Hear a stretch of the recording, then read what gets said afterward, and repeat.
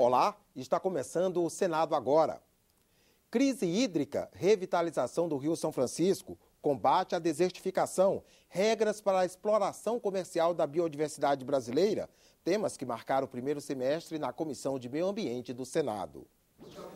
A votação em regime de urgência do novo Marco Legal da Biodiversidade pautou o início do ano legislativo na Comissão de Meio Ambiente. Especialistas, representantes do governo e das comunidades tradicionais discutiram as novas regras para o acesso à biodiversidade brasileira. Pesquisadores que têm uma excelente formação para o reconhecimento dessa biodiversidade estão trabalhando, inclusive, com a biodiversidade de outros países, porque não consegue lidar com a legislação vigente atualmente. Digamos que vamos encontrar na Amazônia ou no Brasil a solução para o câncer. Empresas vão morrer de ganhar dinheiro aí. E lá, o índio, o da comunidade tradicional que trouxe essa revelação, vai ficar com a migalha.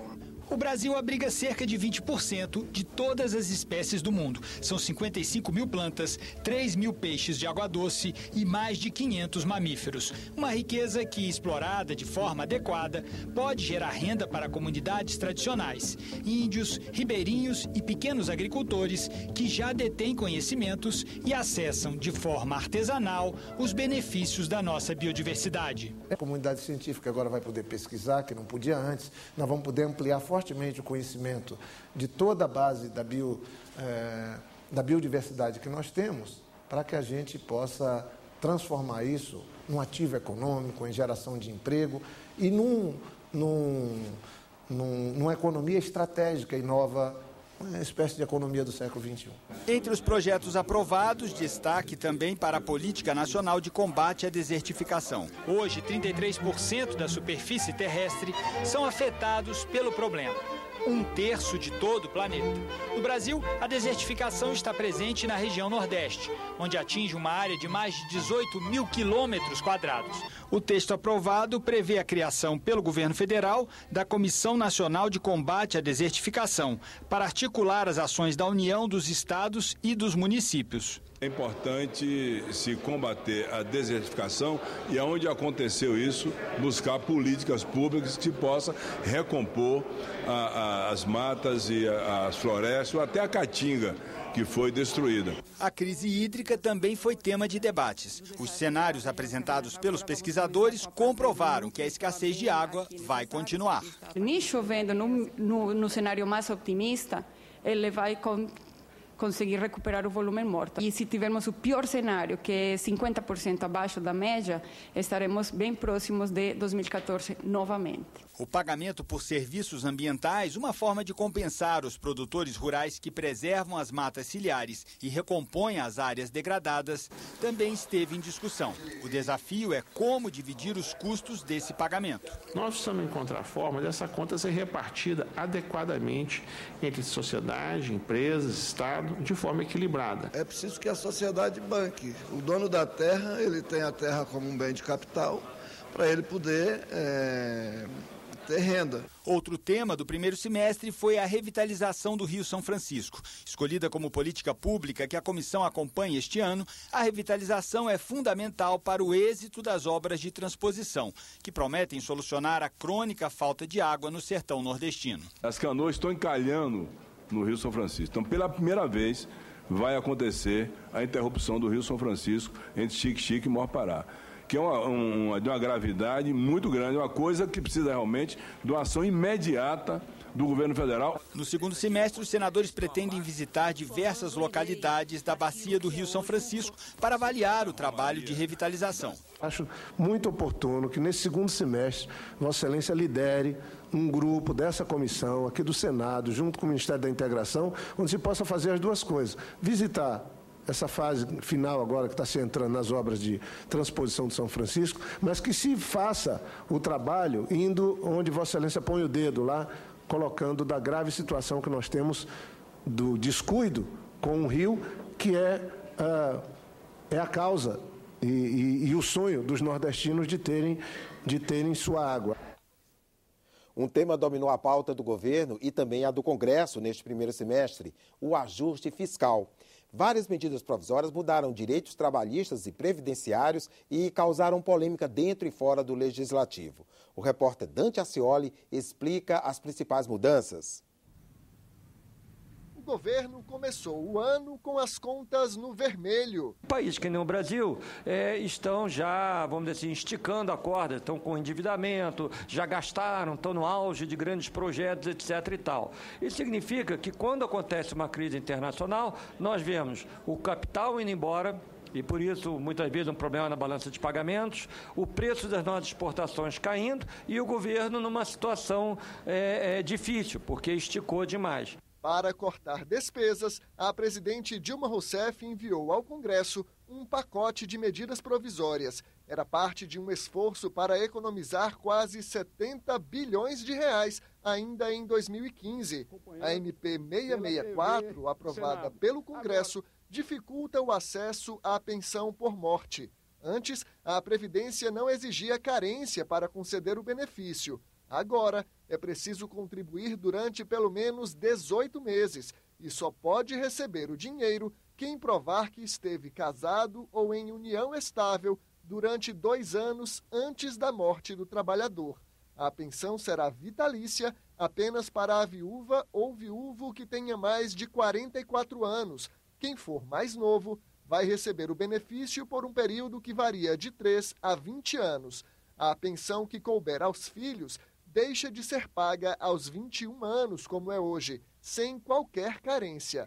Para a base do governo, as mudanças evitam fraudes. Disfunções que já deveriam ter eliminadas muito antes, lá atrás, para não desperdiçar o dinheiro arrecadado de toda a população brasileira. Mas a oposição reclamou. Você não pode punir o homem ou a mulher que age com boa intenção em decorrência do fraudador. A Previdência que identifica a fraude, o governo que faça a identificação da fraude e puna. A medida provisória mantém a regra atual para o auxílio-doença. O INSS paga o benefício a partir do 16º dia de afastamento, mas permite que clínicas particulares façam a perícia médica. De novo, a oposição criticou. O governo é contra a terceirização. Interessante é que no texto da medida provisória ele coloca uma terceirização para os peritos médicos. Como é que tem coerência? Mas para parlamentares governistas, a medida vai favorecer cidades onde não há peritos do INSS. Para que a gente, de uma vez por todas, inclusive, acabe com todo tipo de manipulação. E essa tem sido uma luta, inclusive, da carreira, é bom lembrar isso. Os senadores também votaram a MP 665, que muda as regras para o seguro-desemprego e o abono salarial. Nas galerias, pressão das centrais sindicais, que eram contra a proposta. Até senadores do PT anunciaram que votariam contra o governo. Não com alegria, que acompanharei o voto contrário, porque, infelizmente, aquilo que eu queria construir não fosse possível o acordo. Mas o texto acabou sendo aprovado. Para pedir o seguro-desemprego pela primeira vez, o trabalhador precisa comprovar que estava empregado durante 12 dos 18 meses antes da demissão. Para fazer o segundo pedido, deve demonstrar que recebeu 9 salários nos 12 meses anteriores. A partir da terceira solicitação, a regra é a mesma que valia antes, comprovar o recebimento por 6 meses. O desempregado também deve frequentar curso de qualificação do Programa Nacional de Acesso ao Ensino Técnico e Emprego, o PRONATEC. No caso do abono salarial, o benefício de um salário mínimo anual é pago ao trabalhador que recebeu, em média, 2 salários mínimos por mês. Pela lei anterior, tinha direito ao abono quem trabalhou pelo menos 30 dias com carteira assinada no ano. O governo queria ampliar esse prazo para 180 dias e que o benefício fosse proporcional ao tempo de serviço, como funciona no caso do 13º salário. O Congresso manteve o pagamento proporcional, mas reduziu o prazo de trabalho de 180 para 90 dias. O senhor Joaquim Levy é um ministro a serviço do capital financeiro, contra os interesses dos trabalhadores. O senhor Joaquim Levy, este caminho que está apontando, só servirá para o abismo. É óbvio que o nosso projeto econômico, o nosso projeto de governo, não é o ajuste. O ajuste é a base para que possamos retomar esse projeto. E virão medidas, como já veio a medida que aumenta a contribuição dos bancos sobre o seu lucro líquido. Essa é outra medida do ajuste fiscal. O texto, que será votado no segundo semestre, aumenta de 15% para 20% o imposto pago pelos bancos. É um esforço do governo de aumentar a arrecadação. Na verdade, o governo está fazendo medidas que atingem os trabalhadores, o governo está fazendo aumento de impostos, não foi só nos bancos, o governo já fez outras propostas também, que já estão funcionando, o governo elevou a CID, o governo aumentou PIS/COFINS, o governo já aumentou IOF. Né? Então, na verdade, o governo está buscando aumento de receita e corte de despesa. Para aumentar receitas, o governo enviou e o Congresso aprovou outra medida provisória. O texto eleva as alíquotas de impostos que incidem sobre a importação. O PIS/PASEP sobe de 1,65% para 2,1% e a COFINS vai de 7,6% para 9,65%. Dilma Rousseff enviou uma quinta medida provisória do ajuste fiscal. A MP 669 elevava a contribuição previdenciária de 56 setores da economia, como construção civil, comércio e tecnologia da informação. Mas o texto nem chegou a ser discutido. O presidente do Congresso decidiu devolver a matéria ao Palácio do Planalto. Devolvo a medida provisória 669 de 2015 à Presidência da República. Esta matéria poderia ser perfeitamente veiculada por projeto de lei de iniciativa da Presidente da República. E foi o que ela fez. 2 semanas depois, Dilma Rousseff enviou o mesmo texto ao Congresso, dessa vez por meio de um projeto de lei. A proposta já passou pela Câmara e deve ser votada no Senado no segundo semestre. Muito possivelmente isso vai atravessar agosto. E em atravessando agosto, né, então acho que a gente pode melhorar até mais o texto, se esse for o entendimento aqui no Senado. O Congresso Nacional analisa todas as concessões de rádio do país, AMs, FMs, comerciais, institucionais, educativas e comunitárias. Só depois do aval das comissões de Ciência e Tecnologia do Senado e da Câmara dos Deputados é possível colocar uma rádio legalmente no ar. No ano passado, o Senado aprovou concessões para 147 rádios comunitárias. As repórteres Renata de Paula e Dinalva Ferreira fizeram uma série de reportagens sobre o tema que o Senado agora começa a exibir hoje.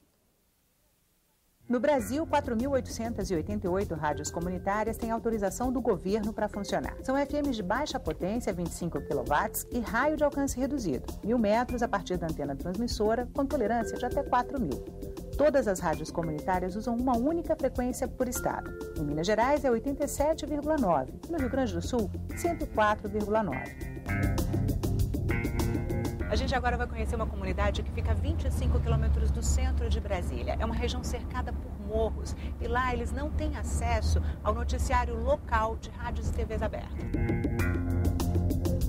Delson Matos é o presidente do Conselho Comunitário da Rádio Fercal FM, uma das poucas opções gratuitas dos moradores para se informarem sobre o que acontece na região. Ele também é fundador e locutor da rádio. O nosso programa ele é baseado no conhecimento que a gente tem da comunidade, né, dos problemas da comunidade, e também através de algumas denúncias, o pedido de moradores, né, para falar de determinados assuntos. Dá para ser qual é que o senhor tem que fazer agora nesse momento? Nesse momento é sobre a água, seu Deus. A água que a gente está usando está vindo branca igual leite. Eu queria saber o que está acontecendo com essa água.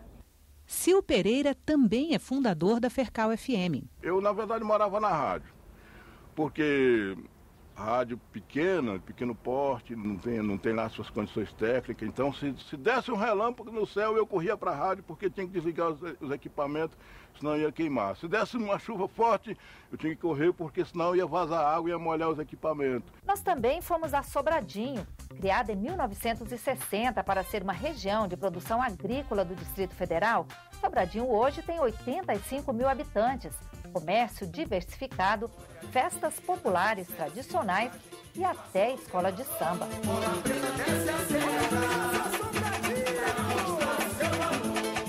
Legal, Sobradinho, bom dia para você que está acompanhando a nossa programação. Olha, nós estamos aqui no nosso Blitz da cidade e hoje tem muita informação para você. Israel é um dos fundadores da rádio Sobradinho FM. Nós gastamos na época, foi quase 8 anos construindo uma rádio, porque foi feito ali, a gente fazia propaganda da casa de construção e eles nos davam o tijolo. Aí nós íamos na outra empresa, eles davam o cimento, e a gente fazia um mutirão e levantava a parede. A Rádio Sobradinho foi construída assim como a maioria das rádios comunitárias são. Além de conseguir o dinheiro para abrir a rádio comunitária, é necessário dar conta da burocracia e esperar a análise do processo feita pelo Ministério das Comunicações e o Congresso Nacional. Nem todo mundo consegue esperar. O nome Rádio Pirata surgiu na Inglaterra em 1964, quando embarcações se deslocavam para águas internacionais para veicular propagandas proibidas no sistema público de rádio e TV e também transmitir uma programação musical mais moderna do que a então conservadora rádio estatal, a BBC, permitia. Grupos de enorme sucesso entre os jovens, como Beatles,